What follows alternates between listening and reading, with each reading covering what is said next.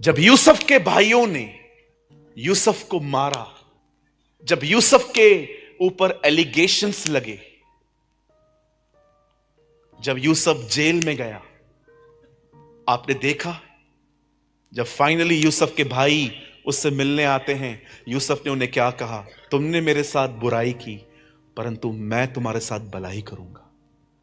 C the heart of Joseph. दाऊद को देखिए, 13 साल तक शाऊल उसे तंग करता रहा, लेकिन जब शाऊल मरा, दाऊद विलाप कर रहा था, दाऊद रो रहा था उसके लिए, योनातन के लिए। इवन बाइबल कहती है शाऊल के और योनातन के मरने के बाद भी दाऊद उनके परिवारों की सुधि लेता था। आप अब्राहम को देखिए, लूत स्वार्थी था, अपना हिस्सा लेके चला गया, लेकिन जब यही लूत किडनैप हुआ, इसे किसने छुड़ाया? अब्राहम ने। आप यीशु को देखिए, जिस आदमी ने उसका कान काटा, उसी आदमी का कान जोड़ा उसने। उसे पता था ये मुझे मारेंगे, फिर भी उसने उसके कान को जोड़ा। आप इन लोगों के दिल देख रहे हो? आज मसीहत भरी पड़ी है ऐसे लोगों से जिनके मन ज्ञान से भरे हैं और दिल बुराइयों से। एक ही व्यक्ति, मैंने कितने लोग देखे हैं, बुराइयां ही बुराइयां करते हैं, बुराइयां ही बुराइयां, पास्टरों की बुराई, कलीसिया की बुराई, डिनोमिनेशंस की बुराई। मैंने देखा है लोग इतनी इन दिनों में एक दूसरे की बुराई करते हैं, लेकिन ज्ञान पूरा है। मैंने अपनी आंखों से देखा है मेरे भाइयों, ज्ञान इतना है, आप बिलीव करिए, ज्ञान इतना है। केन की पत्नी, केन को भी अपनी पत्नी का नाम पता नहीं है, इनको पता चल गया। कुछ लोगों के पास इतना ज्ञान है, इतना नॉलेज है, आप सोच नहीं सकते। मैं मजाक नहीं कर रहा हूं, मैंने अपनी आंखों से देखा है। पौलुस ने खाली 13 पत्रियां लिखी हैं, ये 50 बुक्स लिख सकते हैं, इनके पास इतना ज्ञान, लेकिन दिल बुराई से भरा हुआ। बहनों पे गंदी नजर, कुछ बहनों की भाइयों पे गंदी नजर, सारा दिन बुराइयां, 200-300 रुपया कमाने के लिए झूठ बोलते। कुछ लोगों को आज कहा जाए झूठ बोलना बंद करो, कल से नौकरी चली जाएगी उन लोगों की, क्योंकि झूठ की बुनियाद पर है। मैं आपसे पूछना चाहता हूं, मुझे बताइए, यह हो सकता है कि आपको पूरी बाइबल याद है मेरे भाई बहनों, पर क्या आपका हृदय शुद्ध है? Is that your heart is pure? आप बिलीव करिए, हम वो जनरेशन हैं जो प्योरिटी से ज्यादा नॉलेज का पीछा करती है। आज भी आप देखिए, बहुत सारे लोग प्योरिटी का पीछा नहीं करते। आप बिलीव करिए, मैं जब पैदा हुआ ना, मैंने अपनी आंखों से ये बातें नहीं देखी थी, लेकिन आज जब मैं घर से निकलता हूं, 12-12 साल की लड़कियां, 14-14 साल के लड़के गलत रिलेशनशिप में, बॉयफ्रेंड गर्लफ्रेंड, पता भी नहीं रहेगा इस शब्द का मतलब, लेकिन लस्ट में चल रहे हैं।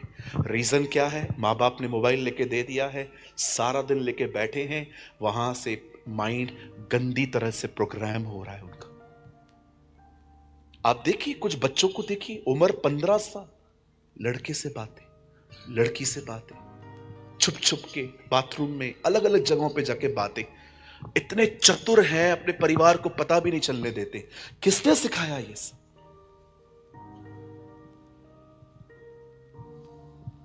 आप बाइबल कॉलेज चले जाइए, कोई प्रॉब्लम नहीं है। तैयारी बहुत अलग चीज है। तैयारी मात्र बाइबल पढ़ने से नहीं, परमेश्वर के वचन के सामने समर्पण करने से आती। हर दिन खुदा के सामने जाना पड़ता है और ईमानदारी से अपना पाप मानना पड़ता है कि प्रभु मुझे माफ कर, मुझ में गंदगी है, मुझे क्षमा कर और मुझे यहां से निकाल।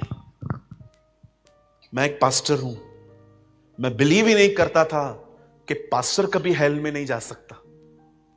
आप बिलीव कीजिए, मुझे लगता था नहीं, पास्टर तो मतलब, आप जानते हो बाइबल कहती है अंत के दिनों में यह भी हो सकता है एक पास्टर को प्रभु कह सकता है मैं तुझे नहीं जानता।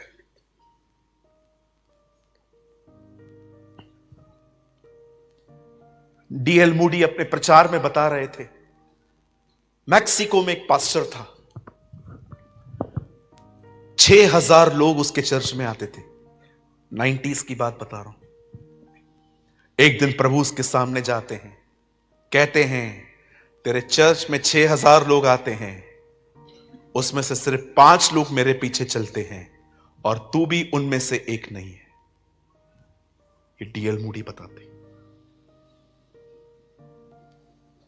आपको क्या लगता है हम पास्टर्स यहां पर जो बैठे हैं हम सेफ हैं? I don't believe. अगर हम आज्ञा पालन पे नहीं चलते हम भी खो जाएंगे। एक आदमी ऊपर गया, नरक चला गया। वहां पर उसने अपने पास्टर को देखा, बोला पास्टर आप भी इधर? पास्टर ने बोला आहिस्ते बोल, बिशप साहब अंदर है। अरे कोई भी हो अगर प्रभु के साथ नहीं चलता वो नाश होगा, बाइबल कहती है। कोई भी हो, बाइबल कहती है उसके सामने कोई पक्षपात नहीं चलता। यहां की अदालत, यहां के लोग गड़बड़ कर सकते हैं, बाइबल कहती है वह अदालत पैसे नहीं खाती, वह इंसाफ करता है, वह न्याय करता है। न्याय को उर्दू में इंसाफ कहते हैं। आज मैं आपसे पूछना चाहता हूं, क्या आपका हृदय शुद्ध है? मैं बहनों से कुछ सवाल पूछ सकता हूं? मुझे बताइए, जब आप किसी बहन को देख के आपको जलन होती है, समझो हमारे आदरणीय पास्टर ने किसी बहन को कहा यहां पर आइए, गीत गाइए, और आप देख रहे हो, आपको तकलीफ हो रही है। मैं इतनी पुरानी हूं, इतने साल से चर्च में आ रही हूं, हमको गाना गाने के लिए कभी नहीं बोलते हैं। उसको खड़ा किया है। जब आपके अंदर ऐसी भावनाएं उठती हैं, आपको पश्चाताप की जरूरत है। आपको प्रभु से माफी मांगनी चाहिए, प्रभु गड़बड़ उधर नहीं है, यहां है। मैं आप भाइयों से पूछना चाहता हूं, अगर आप किसी ऐसी बहन को देखते हैं जो बहुत खूबसूरत है और उसने गलत कपड़े पहने हैं, मैं आपसे पूछना चाहता हूं, जब आपकी नजर उस पर जाती है और आप बार बार उसको देखते रहते हैं, क्या आप इस अपने रवैये के लिए प्रभु से कहते हैं मुझे माफ कर, मुझे क्षमा कर, मैं अपनी बहन पे ही गलत नजर डाल रहा हूं खुदावंत?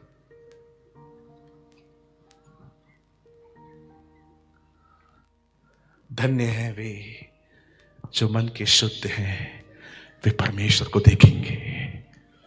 हाय बाइबल से एक रियल मैच्योर पर्सन पता है कौन है?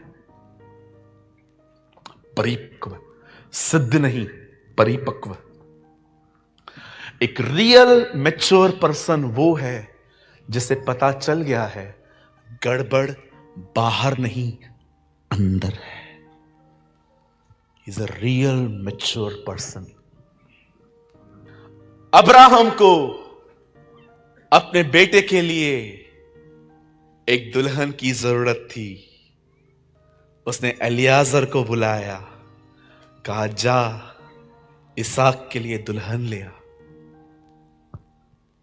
एलियाजर जाता है, रिबेका को लाता है। और आप जानते हैं रिबेका और इसहाक पहली बार कहां मिलते हैं? आप आराम से पढ़ के देखिए, वे घर में नहीं मिले हैं, रास्ते पे मिले। रिबेका आ रही थी, अब इसहाक घर पे नहीं था, घर के बाहर खड़ा था और वो वहां से उसको मिलता है। देख रहे हैं यीशु मसीह को यहां पर? खुदा को अपने बेटे के लिए एक दुल्हन चाहिए, इसीलिए उसने पवित्र आत्मा को भेजा है। पवित्र आत्मा हमें तैयार कर रहा है और एक दिन जब हम चले जाएंगे, आपने देखा यीशु हमें सीधा स्वर्ग में नहीं मिल रहा है, वो हमें रास्ते पे आसमान पे मिल रहा है और वहां से वो हमें ले जाएगा। आज घर जाके और इस मीटिंग में समर्पण करिए, ईमानदार बनिए, प्रभु से कहिए मुझे माफ कर, मुझे ज्ञान तो बहुत है लेकिन दिल अच्छा नहीं है, मुझे शुद्ध कर प्रभु, मुझे साफ कर प्रभु, मेरे अंदर से गंदगी निकाल प्रभु, मेरे अंदर से बुरी आदतें निकाल प्रभु। मैं माफी चाहता हूं मेरी एक्टिंग भरी जिंदगी से, मैं लोगों के सामने बहुत अलग हूं प्रभु, लेकिन आप जानते हैं मैं कौन। आप जानते हैं ये तैयारी है, यही तैयारी है। अपने विषय में गंभीर बनिए, विश्वास कीजिए वो समय आ रहा है जब करोड़ों अरबों लोग उठाए जाएंगे, प्रभु आके उनको ले जाएगा। और उसके बाद जो दिन होंगे ना, दुआ करिए हमारे दुश्मन भी वो दिन ना देखे। वो ऐसे दिन है, वो ऐसे दिन है जिसके बारे में होशे कहता है, कोई शेर से बचा तो बालू से मिला। वो ऐसे दिन है। जरा सोचिए, ये प्रभु की लाइन है। वो कहता है ये वो दिन है कि ऐसे संकट न कभी आए थे। आपने कोविड देखा, आपने बहुत सारे हमले देखे हमारे शहरों पर, आपने सब कुछ देखा। यीशु कहता है सबसे अधिक उन दिनों में तकलीफ होगी। जरा सोचो वो कैसे दिन होंगे। मैं आपको डरा नहीं रहा हूं, मैं आपको अलर्ट कर रहा हूं। जो उठा लिए जाएंगे वो पिता से मिलेंगे, जो रह गए वे यहोवा से मिलेंगे।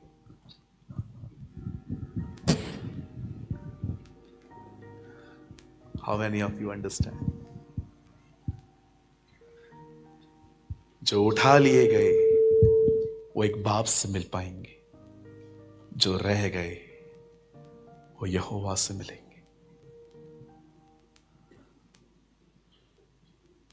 आज इस मीटिंग को क्लोज करने से पहले आपके पास एक मौका है। आप एक संबंध को फिर से स्टार्ट कर सकते हैं खुदा के साथ। आप एक बार फिर से अपनी जिंदगी दोबारा प्रभु को दे सकते हैं। This is a time. आप कौन भी हैं, नए हैं, पुराने हैं, if you are a pastor और अ प्रीचर और अ लीडर और अ वर्शिप और अ प्रॉफिट, हूएवर, आप जो भी हैं, आपके पास आज टाइम है। हम जीवित हैं, हम मरे नहीं हैं, हमारे पास समय है आज भी। अगर हम चाहें तो आज की इस मीटिंग में अपनी जिंदगी दोबारा उसके लिए जी सकते हैं। आइए अपने पास वाले को कहिए, प्रभु आ रहे हैं, तैयार हो जाओ। आइए इंग्लिश में कहिए, the Lord is coming, be ready. आइए मैं चाहता हूं हम सब मिलकर प्रभु के लिए एक अच्छी ताली बजाएं। आप इससे अच्छी बजा सकते हैं। Come on, this is for Jesus.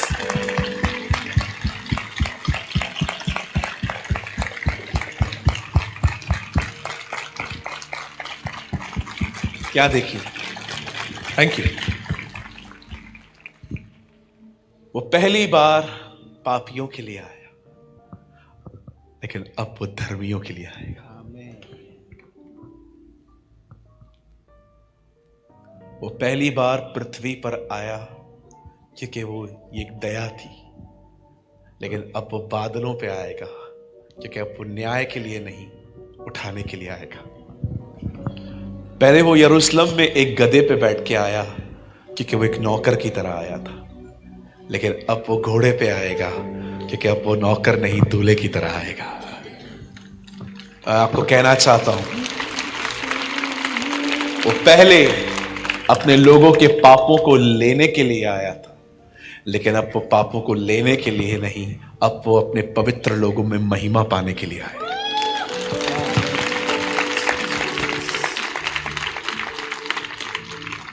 हर आंख उसे देखेगी, हर आंख उसे देखेगी।